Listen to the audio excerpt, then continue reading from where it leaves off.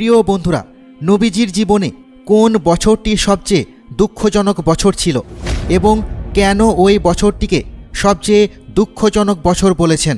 তো চলুন বন্ধুরা, তাহলে এই ব্যাপারে জেনে নেওয়া যাক। আবু তালেব হলেন হজরত মুহাম্মদ সাল্লাল্লাহু আলাইহি ওয়াসাল্লামের সেই চাচা যে কিনা কখনো ঈমান আনেনি, কিন্তু হজরত মুহাম্মদ সাল্লাল্লাহু আলাইহি ওয়াসাল্লামের সাথে সবসময় ছিলেন এবং কাফেরদের থেকে সবসময় হজরত মুহাম্মদ সাল্লাল্লাহু আলাইহি ওয়াসাল্লামকে রক্ষা করতেন। মুহাম্মদ সাল্লাল্লাহু আলাইহি ওয়াসাল্লামের নবুয়ত লাভের 10ম বছরে পবিত্র রমজান মাসে হজরত মুহাম্মদ সাল্লাল্লাহু আলাইহি ওয়াসাল্লামের প্রিয় চাচা আবু তালেব অসুস্থ হয়ে যান। আর কিছুদিন অসুস্থ থাকার পরে তিনি মারা যান। তখন হজরত মুহাম্মদ সাল্লাল্লাহু আলাইহি ওয়াসাল্লাম অনেক দুঃখ পেয়েছিলেন।